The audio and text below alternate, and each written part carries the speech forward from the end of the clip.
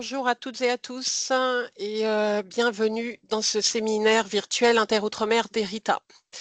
Alors pour ceux qui ne me connaissent pas, je suis Sophie Cluzot, je travaille à l'ACTA en tant que directrice des programmes et des Outre-mer et aujourd'hui je vous accueille au nom de l'animation nationale Inter-Outre-mer d'Erita. Alors avant de démarrer les présentations, j'ai quelques informations et consignes pour faire que tout se passe au mieux. Là, en premier lieu, je vous informe que la réunion est enregistrée afin de permettre à ceux qui n'ont pas forcément pu se joindre à nous aujourd'hui de revisionner cette séquence plus tard. Donc, si vous ne voulez pas être filmé, il suffit d'éteindre votre caméra. Pour que les présentations se passent au mieux, les micros sont coupés. Donc, si vous avez des questions à poser, vous pouvez soit les poser par écrit dans le chat et je me ferai votre interprète. Et sinon, vous aurez la possibilité, une fois la présentation terminée, de poser votre question en direct à nos intervenantes en prenant le soin de lever la main et de vous présenter et puis de rallumer votre caméra parce que c'est toujours plus sympa de voir à qui on s'adresse. Alors, cette séquence, elle va se dérouler en 3 temps. Donc, je vais juste commencer par vous donner quelques informations sur l'actualité d'Erita.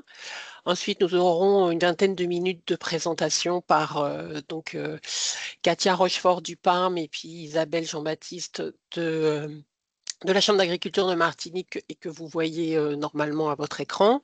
On aura une vingtaine de minutes pour échanger, poser des questions et puis échanger entre nous. Et puis après, on fera quelques mots de conclusion. Alors, peut-être quand même quelques mots sur l'actualité d'Erita.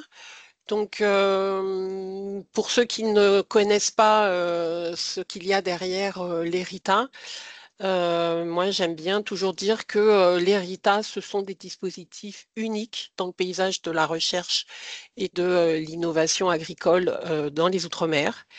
Ils sont présents dans tous les territoires ultramarins. Ils rassemblent tous les acteurs de la recherche, de l'innovation, du développement agricole, les acteurs institutionnels, voilà, tous autour d'une table pour relever les défis techniques, environnementaux, économiques et promouvoir des pratiques durables. Notre mission au sein d'Erita, c'est d'accélérer la création de solutions concrètes pour répondre aux besoins des producteurs et diffuser largement toutes ces innovations.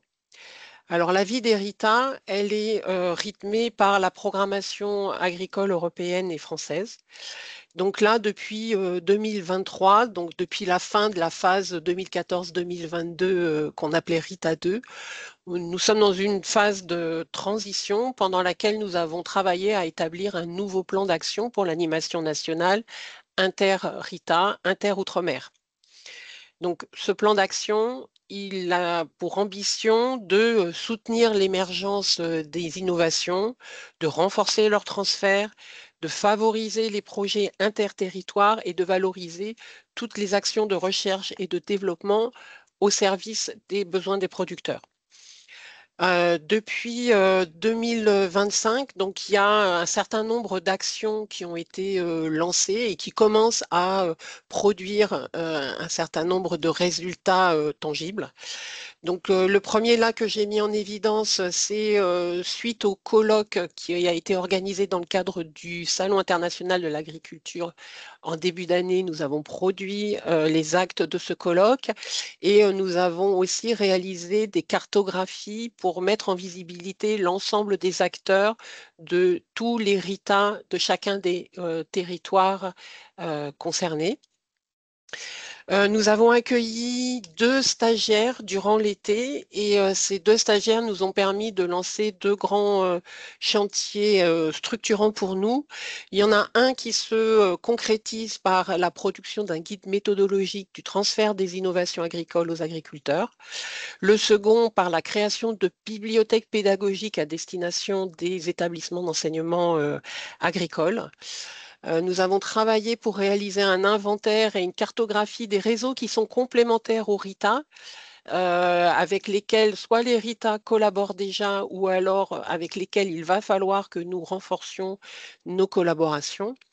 Et puis, autre action phare qui a été menée cette année, c'est la construction d'une mallette de l'animateur de réseau et la construction, l'élaboration d'un parcours d'intégration d'un nouvel animateur au niveau des RITA. Dernier peut-être exemple de travail en cours de finalisation. Nous avons dressé un inventaire de l'ensemble des projets de R&D qui ont été menés dans les territoires ultramarins depuis une dizaine d'années et tout un travail d'inventaire et d'identification de livrables actionnables qui ont été produits ces 10 dernières années et sur lesquels on va s'attacher à essayer de mieux les valoriser et mieux les mettre en valeur. Et on travaille aussi à le cahier des charges pour pouvoir rénover Coatis, le centre de ressources d'Erita, c'est un chantier auquel on va commencer à le mettre en œuvre là très, très prochainement. En termes d'actualité aussi, ce plan d'action national, il va se concrétiser au travers d'un projet qu'on a appelé Rita Axiom pour accélérer le transfert des innovations dans les Outre-mer. C'est un projet qu'on a déposé dans le cadre d'un appel à manifestation portée par le ministère de l'Agriculture qui s'appelle Transition et Souveraineté et qui est en cours d'instruction et dans les dernières étapes finales. On espère un démarrage pour fin 2025. Donc, c'est un projet qui va se mettre en œuvre sur les 5 ans qui viennent, centré autour des 3 enjeux prioritaires qui ont été définis collectivement: le changement, l'adaptation au changement et aux aléas climatiques, la souveraineté alimentaire et la réduction de la dépendance aux intrants importés. Donc, dans le cadre, je ne vais pas vous détailler tout ce qui a été proposé dans le cadre de ce projet, mais en tout cas, voilà, je peux vous dire qu'il prévoit de mobiliser un groupe de référents sur l'impact et le transfert, la mise en place d'un incubateur de projets pour accompagner le montage de projets interterritoires et également le lancement d'un appel à projet ou de plusieurs appels à projets internes dédiés aux problématiques ultramarines. Et le séminaire qui nous réunit là, il fait partie aussi, c'est une des briques qui va pouvoir contribuer à cet appel à projet. Ce séminaire, il a vocation à vous permettre de partager vos idées, de vous donner envie aussi de vous impliquer dans les projets qu'on vous propose, qu'on vous présente, et puis si ce n'est pas le cas, de rejoindre la grande famille des acteurs d'Erita. Voilà. Et du coup, je vais passer sans plus tarder la parole à Katia et à Isabelle. Donc, vous avez une vingtaine de minutes pour nous présenter votre projet autour du fruit à pain.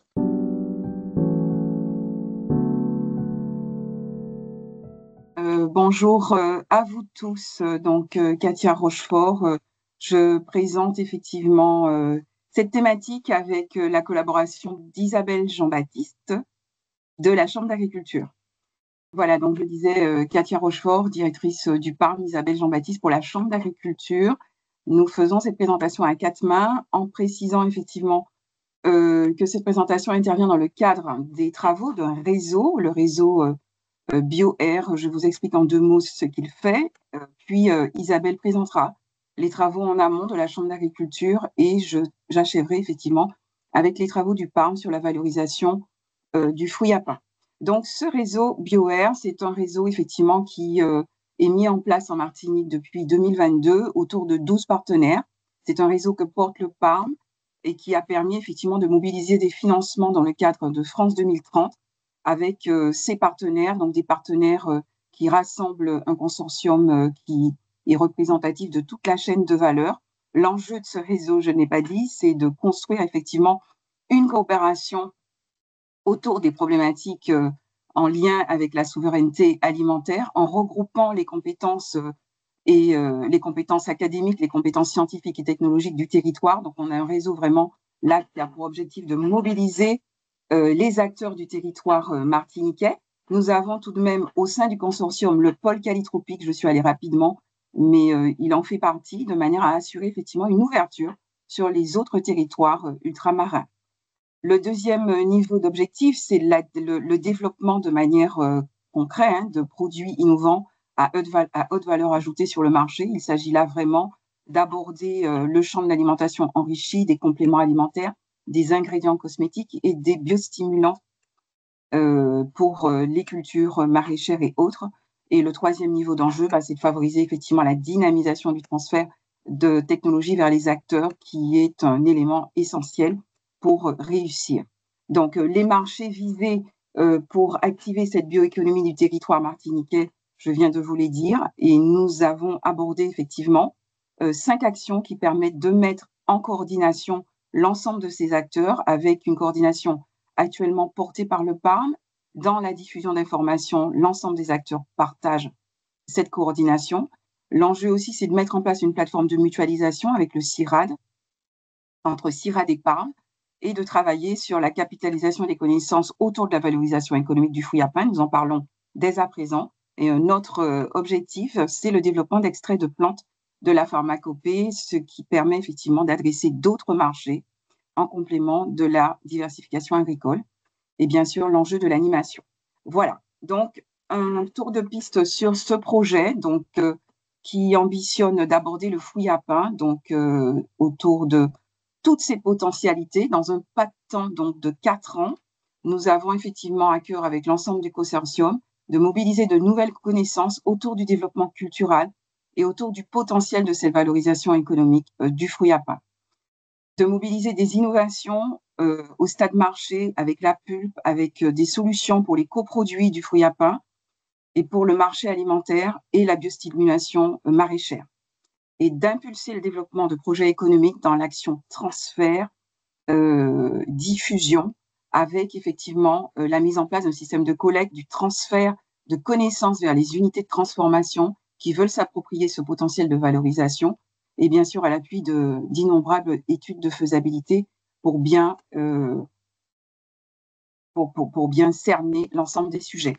Donc nous avons effectivement 6 briques, la brique coordination, 6 paquets de travail, je dirais, la coordination qui est ambitieuse puisqu'elle mobilise effectivement tous les partenaires sont mobilisés autour de cette action.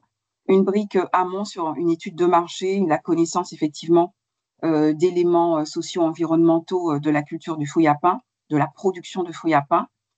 Un paquet de travail avec la Chambre d'agriculture en particulier et d'autres autour de la mise en place d'un système de récolte, d'un système de production et de récolte du fruit à pain. Et puis les briques innovation autour de la biostimulation et de l'alimentation durable, en lien avec une brique autour de la technologie, des technologies de transformation à mobiliser, à maîtriser, à explorer pour rendre cette production de fruits à pain au stade marché plus compétitif.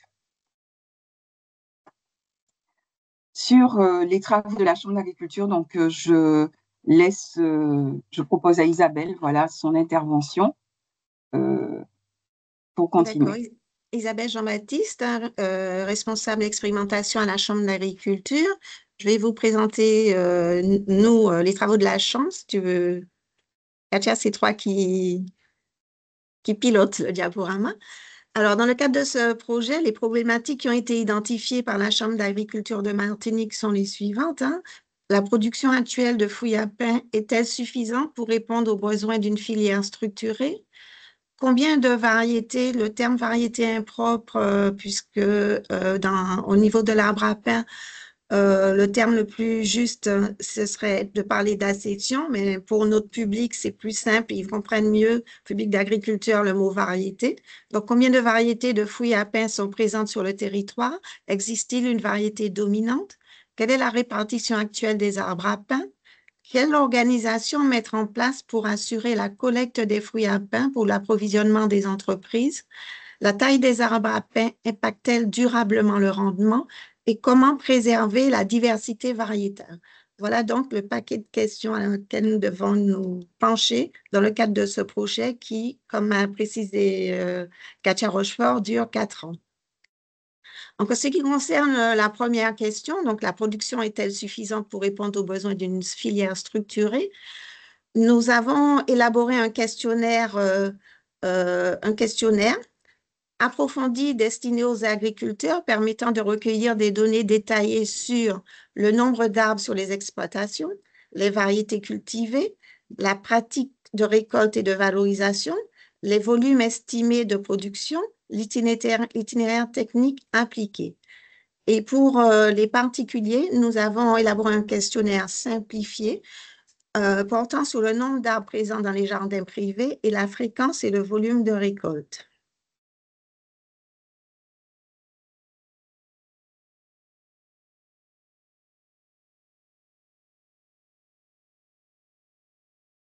On attend la diapo suivante. Donc, en ce qui concerne la répartition des arbres à pain chez les professionnels, on peut dire qu'il est présent sur l'ensemble du territoire et sur un échantillon de 200 agriculteurs enquêtés, 87% ont au moins un arbre à pain sur leurs exploitations. Donc, 13% n'en ont pas du tout. 35 ont entre 1 et 2 arbres, 39 ont entre 3 et 9 arbres et 13% ont entre 10 et plus de 20 arbres, ce qui nous fait un nombre moyen d'arbres par exploitation de 2,4. Donc, ce chiffre, il faudra le retenir. Alors, nous avons calculé le potentiel de production chez les professionnels de la façon suivante. Nous avons le nombre d'exploitations de Martinique qui s'élève à 2679. Ce sont les données du dernier recensement général agricole datant de 2020. Et nous avons le chiffre de 87% des exploitations qui ont un arbre à pain au minimum, ce qui nous fait donc 2330 exploitations. Et le nombre estimé d'arbres à pain, en moyenne sur les exploitations étant de 2,4, ça nous fait un nombre minimum de 5592 arbres. Si on prend une moyenne de production par arbre de 100 kg par an, ce qui est vraiment un minimum parce que nous sommes plutôt autour de 200 kg par an, le volume minimum produit chez les exploitations est d'environ 559 tonnes par an. Comment est valorisée cette production? Les exploitants récoltent, tous ils récoltent des fruits, mais seulement 7% des exploitants récoltent la totalité des fruits et 44% récoltent moins de la moitié. Donc, on a 14% qui récoltent plus de la moitié seulement.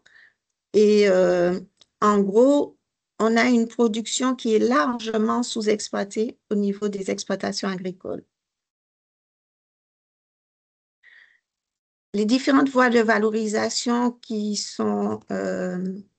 qu'on a identifiées d'après ce questionnaire, on a 54% des agriculteurs qui font uniquement des dons ou consomment leurs fruits, uniquement des dons ou les consomment.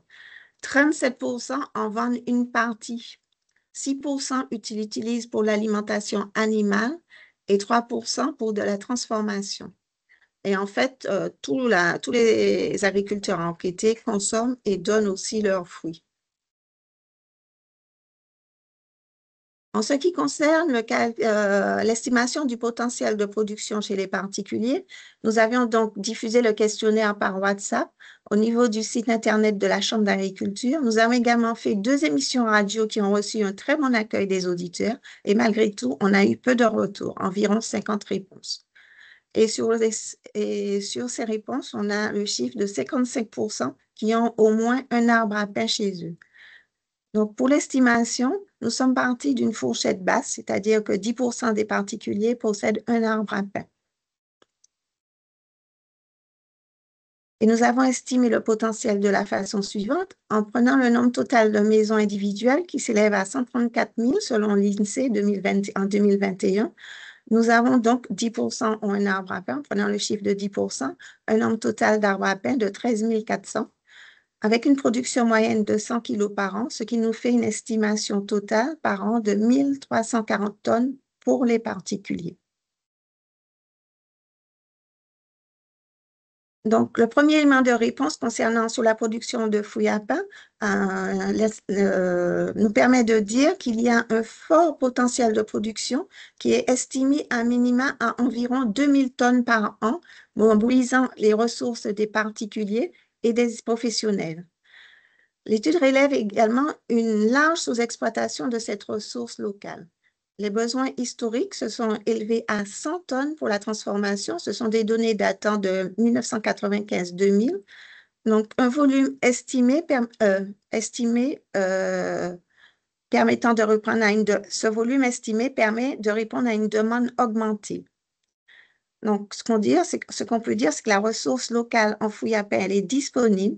Sa répartition sur l'ensemble du territoire, avec un nombre d'arbres moyen de 2,4 par exploitation, implique la mise en place d'un schéma de collecte adapté.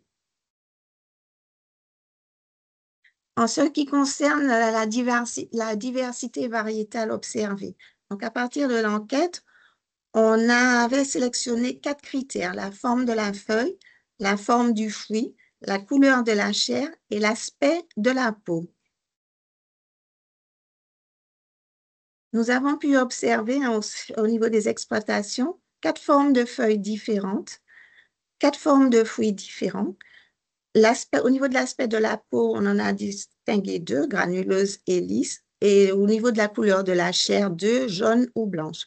En combinant ces différents critères, on arrive à un premier résultat de 16 variétés présentes sur les exploitations. En ce qui concerne les travaux sur l'avancement du schéma de collecte, avec le PAM, nous avons organisé un atelier de co-construction le 14 octobre, donc c'est très récent. Au niveau des participants, il y avait des producteurs, des élus, des organisations de producteurs, des transformateurs, des personnes de la restauration collective, des administratifs de la collectivité territoriale, la Poste, les EPCI, les instituts. Les échanges ont été vraiment fructueux. Il y a eu des idées qui sont remontées innovantes et l'analyse des résultats est en cours. En conclusion, ce qu'on peut dire, face à cette ressource sous-exploitée, il est donc essentiel de mobiliser l'ensemble des acteurs pour construire une filière durable, cohérente, afin d'augmenter la part de la production locale dans l'autonomie alimentaire. Les travaux seront se poursuivre sur l'acquisition de références agronomiques, en particulier sur l'impact de la taille sur le rendement et sur la préservation de la diversité variétale. Je vais laisser la parole maintenant à Madame Rochefort qui va poursuivre. Merci Isabelle. Donc, très rapidement, donc, le PARM, nous intervenons sur 3 paquets de travail, une étude de marché dont je vais vous présenter les résultats très rapidement, les solutions technologiques de transformation et l'innovation produit pour avancer dans les solutions. Ah, je me suis trompée. Donc, j'ai téléchargé le mauvais document, mais ça n'est pas grave. Donc, sur l'étude de marché, nous avons travaillé avec Verso Consulting ainsi que le cabinet Etom dans une approche d'analyse croisée à l'appui d'une étude qualitative d'abord, avec des entretiens menés auprès des professionnels et des particuliers, mais aussi à l'appui d'une étude quantitative déroulée auprès de 400 consommateurs.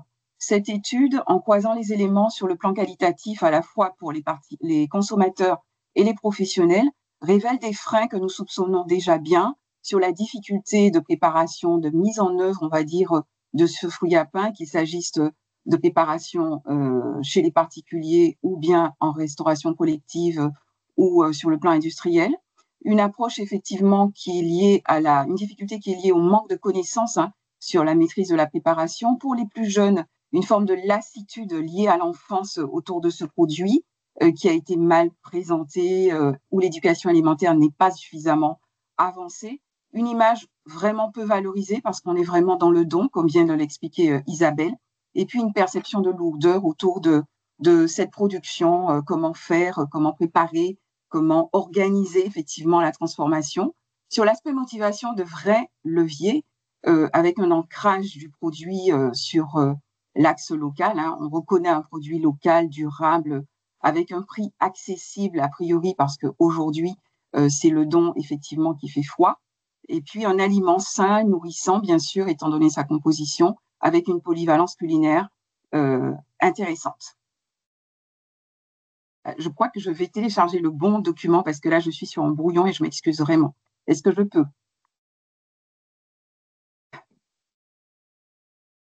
Oui, Katia. Désolée.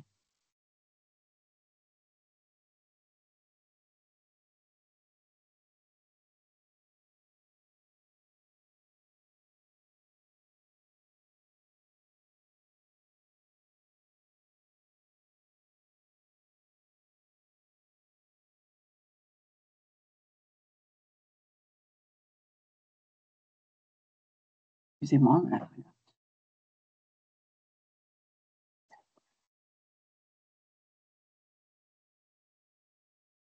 Je suis confuse.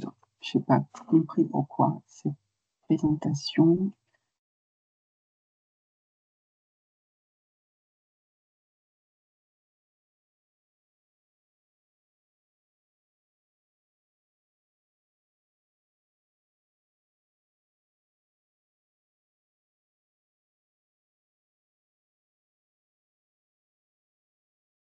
Elle n'avance pas plus vite que ça. Non, ça ne s'est pas enregistré en fait. Bon. Enfin bon, bah, tant pis. Je disais donc que je n'ai pas retrouvé le document sur lequel je travaillais. Donc je disais donc un autre aspect donc, de l'étude en approche quantitative auprès de 400 consommateurs met le doigt sur la qualité, sur deux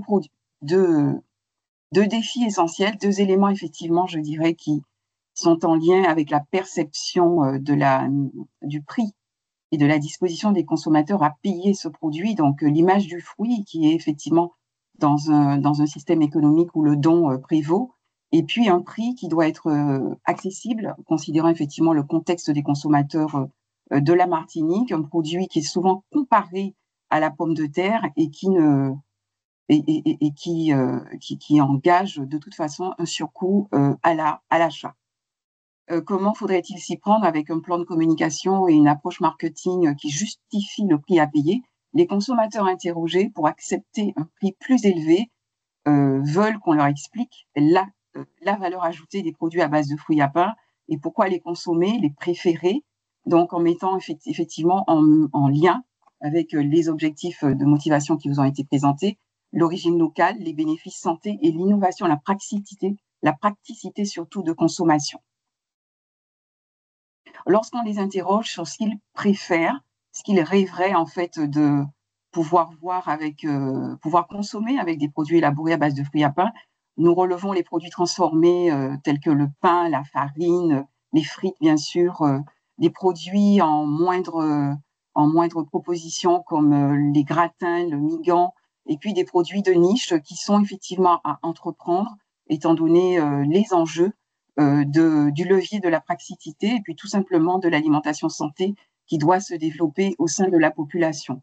Si on doit retenir une chose actuellement, sur une étude effectivement qui a été clôturée au mois d'avril 2025, c'est que le défi essentiel pour le développement du marché de produits transformés autour du fruit à pain réside vraiment dans l'enjeu principal qui est économique. Vraiment faire en sorte que les coûts soient accessibles, qu'on limite effectivement les coûts de production, les coûts d'amener des produits au centre de transformation, qu'on travaille effectivement sur la valorisation des coproduits, qu'ils puissent être intégrés à ces produits élaborés ou proposés en solutions annexes qui participent effectivement au modèle économique des productions, qu'on professionnalise effectivement cette filière et qu'on mobilise potentiellement des aides pour compenser effectivement les surcoûts liés à la production de fruits à pain. Donc, ce qu'on doit retenir, c'est qu'il y a un effort vraiment à faire sur le plan économique. Donc, en termes de solutions technologiques, le PARM aborde effectivement ce volet en ayant en tête que les solutions technologiques doivent être complètement adaptées au contexte du territoire, de nos petites entreprises, des PME qui sont en général de petite taille par rapport à ce qu'on observe à l'échelle européenne et internationale. Donc, nous avons réalisé une prospection de fournisseurs avec comme axe des solutions de lavage, de pelage et de découpe qui sont effectivement un frein coûteux aux conditions d'exploitation en termes de transformation. Nous envisageons de faire des essais à l'échelle pilote auprès d'équipementiers identifiés à l'échelle européenne et ensuite d'analyser ces coûts pour observer effectivement quelles sont ces opportunités sur le plan économique de s'équiper avec ces solutions en Martinique. Par ailleurs, nous abordons effectivement des éléments de connaissance sur les caractéristiques nutritionnelles de la pulpe, pas que, des coproduits d'épluchage, du cœur, des pelures, mais aussi des feuilles, des tototes de fouille à pain, du fouille à pain très mature, de manière à trouver des solutions d'intégrer cette pulpe et ces coproduits comme levier de l'alimentation humaine, mais aussi de l'alimentation animale. Le travail sur l'alimentation animale se développe en coopération avec l'INRAE, et là, l'enjeu, c'est d'aller sur des pistes de valorisation à la fin du projet. Pour un autre aspect du travail de caractérisation, c'est l'identification, pour les accessions qu'évoquait tout à l'heure Isabelle Jean-Baptiste, d'identifier vraiment les plus prometteuses ou la plus prometteuse, puisque aujourd'hui, nous ne trouvons pas encore de différenciation importante entre ces accessions sur le plan de la qualité nutritionnelle de sa pulpe. L'enjeu, c'est d'aller plus loin, effectivement, en déterminant des ratios clés pour l'aptitude à la transformation, notamment les rendements de pelage, mais aussi les coproduits d'épluchage qui sont effectivement générés pour pouvoir identifier des opportunités avec ces accessions. Les premiers résultats, je vous le disais, n'indiquent pas effectivement de grandes différences. Cependant, nous observons la richesse en amidon, le potassium, les teneurs en fibres qui sont modérées, l'index glycémique, tout ça, ce sont des informations qui sont déjà connues, mais que nous creusons. Un axe de travail, c'est de travailler sur l'état de l'art, sur la toxicité et la digestibilité du cœur et de la peau pour pouvoir envisager leur intégration dans des proportions significatives dans l'alimentation animale, mais aussi dans l'alimentation humaine, puisqu'un certain nombre de transformateurs mobilisent déjà ces coproduits dans la proposition de la solution farine de fouille à pain. Je suis pas sur le truc. Donc, en termes de travaux pour l'innovation produit, nous avons sélectionné 5 pistes. Donc, ce sont les farines pour des applications en panification et en pâte alimentaire, en intégrant ou non ces coproduits que je viens d'évoquer, avec une caractéristique approfondie pour des applications à maîtriser, notamment pour le levier de l'alimentation santé. Les conserves qui sont à entreprendre sur divers sujets, avec la maîtrise effectivement du traitement thermique, les solutions d'empallage diversifiées à entreprendre pour trouver des solutions pour le particulier, mais surtout pour la restauration collective qui présente un marché opportun. Et puis la semoule de fruits à pain qui intéresse effectivement, qui était dans le petit tableau de tout à l'heure aussi, que je n'ai pas commenté, qui intéresse les consommateurs, qui est un levier aussi pour de la diversification culinaire, et qui a de l'intérêt sur le plan santé.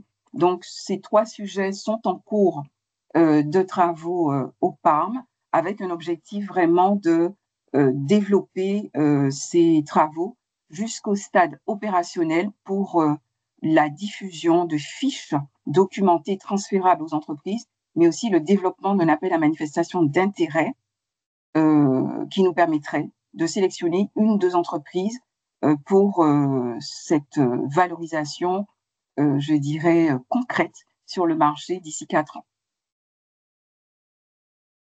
Voilà, donc pour achever, ce que je peux dire, c'est que la mobilisation de notre consortium d'AmbioAir sur la solution fouille à pain mobilise des expertises très diversifiées au travers de la Chambre d'agriculture, mais aussi au travers du CIRAD, de l'INRAE, même s'ils n'ont pas pris part à cet échange-là ce matin.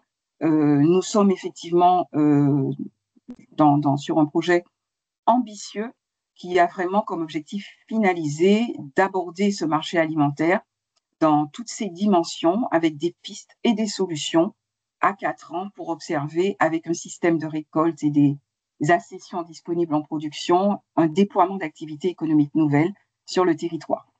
Je vous remercie de votre attention et du bug. Sur ma présentation, je transmettrai la présentation que j'ai pris soin de finaliser, mais que je ne suis pas parvenue à partager. Merci beaucoup. D'accord, merci Katia. On diffusera effectivement la bonne version du PowerPoint. Et merci Isabelle.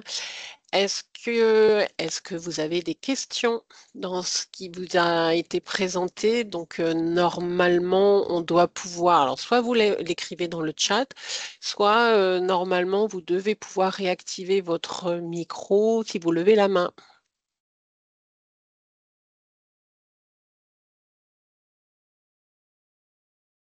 Et si vous levez la main pour poser une question, alors, j'ai une question qui vient de Guyane, de Biosavane. Quels sont les échanges et collaborations avec la Polynésie? Je ne sais pas qui, de Katia ou... Alors, je peux démarrer. Alors, nous avons, vous m'entendez? Donc, Oui, oui, oui, on t'entend. Oui, avec la Polynésie, nous avons été en contact très tôt avec Marc Fabresse. J'espère que je dis bien son nom. Nous avons beaucoup échangé sur le retour d'expérience de la Polynésie. Et nous avons d'ailleurs fait intervenir la Polynésie sur 2 webinaires que nous avons animés avec les autres territoires ultramarins autour de l'état des lieux de la production, mais aussi le potentiel de production, le système, je dirais, économique qui se mobilise dans nos territoires. Et c'est vrai que on a eu beaucoup d'informations partagées, de documents référents qui ont été partagés par Marc Fabresse. Si tu veux préciser, Isabelle.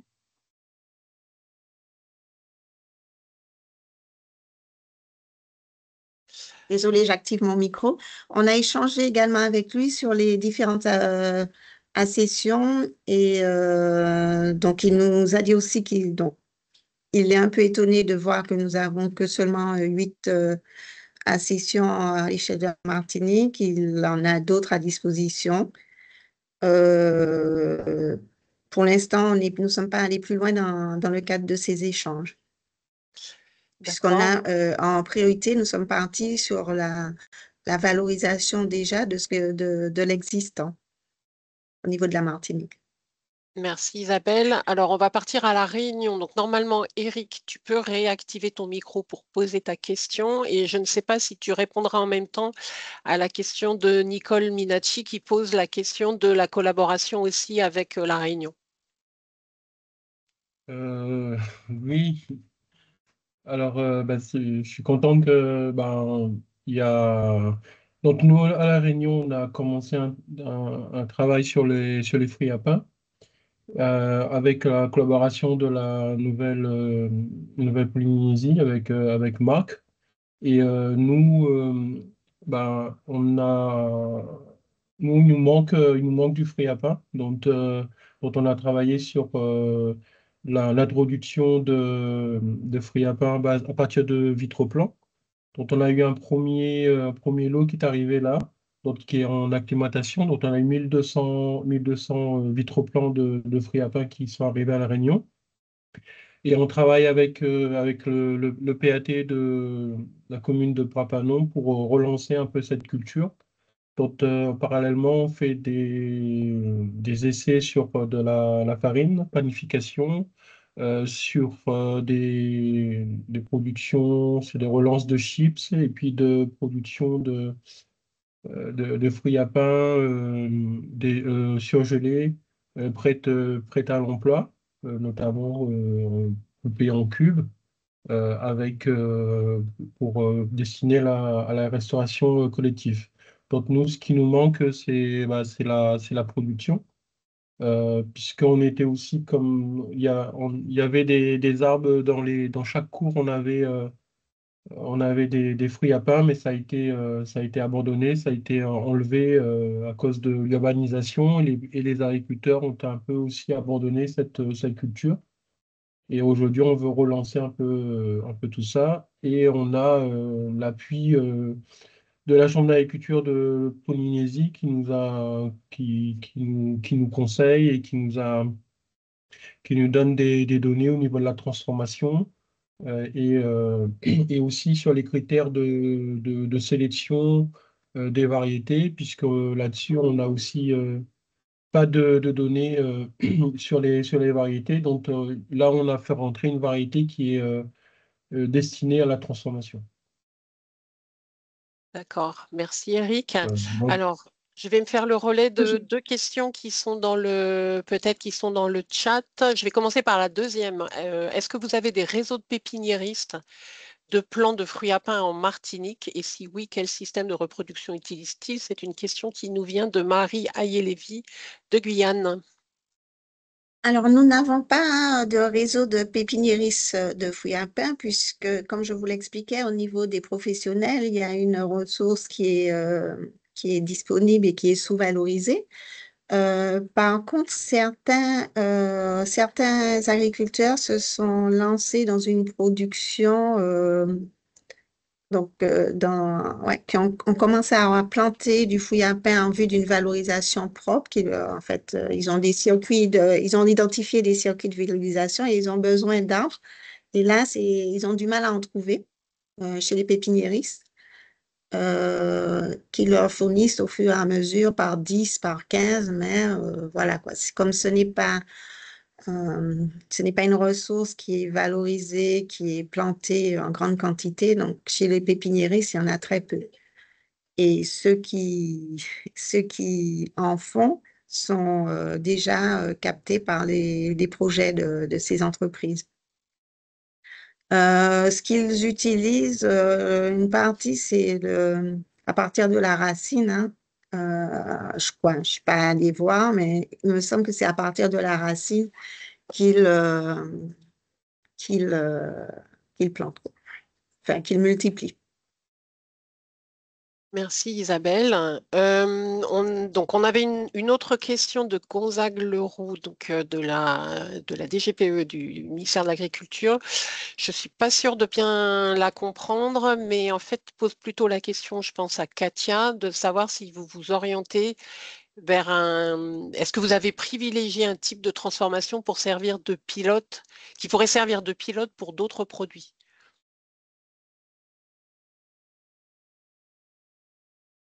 Katia, ton Oui, micro est fermé. merci.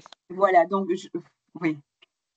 Alors, est-ce que nous avons pris une orientation? Alors, c'est vrai que je n'ai pas pu présenter comme je le souhaitais, mais clairement, nous avons pris le soin, avec l'étude de marché, de sélectionner 6 orientations, effectivement, autour de la panification, des pâtes alimentaires, mais surtout des farines aussi fonctionnelles, et de travailler en particulier sur le développement d'une gamme de conserves à élaborer avec des morceaux de fruits à pain, des cubes de fruits à pain jutés ou de plats cuisinés plus élaborés ou de purées, ainsi que le produit semoule. L'ambition, clairement, est de maîtriser effectivement la solution technologique de ces pistes pour faire en sorte qu'une entreprise industrielle, semi-industrielle, puisse effectivement mobiliser cette transformation à une échelle suffisante pour qu'elle puisse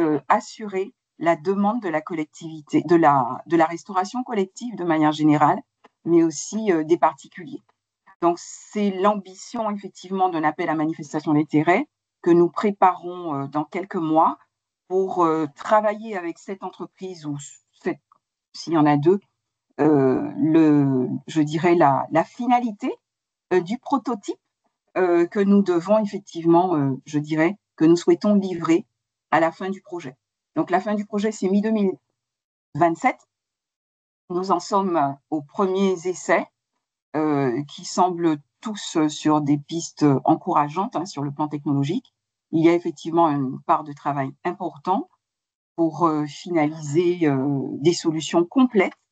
L'ambition, c'est effectivement d'accroître les connaissances pour pouvoir mieux valoriser la solution alimentation santé, mais sur la conserve et la semoule, mais aussi les solutions de panification, il y a des travaux de caractérisation, des travaux d'adaptation, des travaux de développement tout simplement qui sont importants et que nous avons débutés. Donc oui, la réponse est oui, oui, nous souhaitons avoir tout de même, je dirais, une solution innovante ou deux qui permettrait d'être un driver pour cette production en termes de retombées pour le marché et puis en termes de soutien de la chaîne de valeur qui devrait être mobilisée. Merci Katia. On a une dernière question parce que le temps file, qui s'adresse, je pense, plutôt à Isabelle. Le fruit à pain a-t-il beaucoup de maladies ou de ravageurs et est-ce qu'il y a des variétés résistantes? Alors, en Martinique, on n'en a pas identifié. On n'en a pas pour l'instant, mais sachant qu'on n'a pas de grande plantation d'arbres à pain, je ne sais pas comment. Donc, il y a, comme je vous parlais de projets qui ont mis des hectares ou enfin, plusieurs hectares en culture, je ne sais pas comment ça va se comporter dans ces conditions, mais sinon, non, c'est vraiment un arbre, un arbre qui nécessite très peu d'entretien, à part la taille, qu'on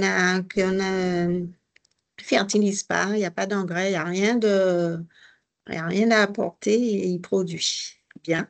On a D'accord. observé ces derniers temps, en période de très forte sécheresse, on a des fruits qui sont tombés et qui ont noirci, mais là, ça n'a pas été identifié comme enfin, les symptômes n'ont pas été identifiés et cette année, il n'y a pas de souci.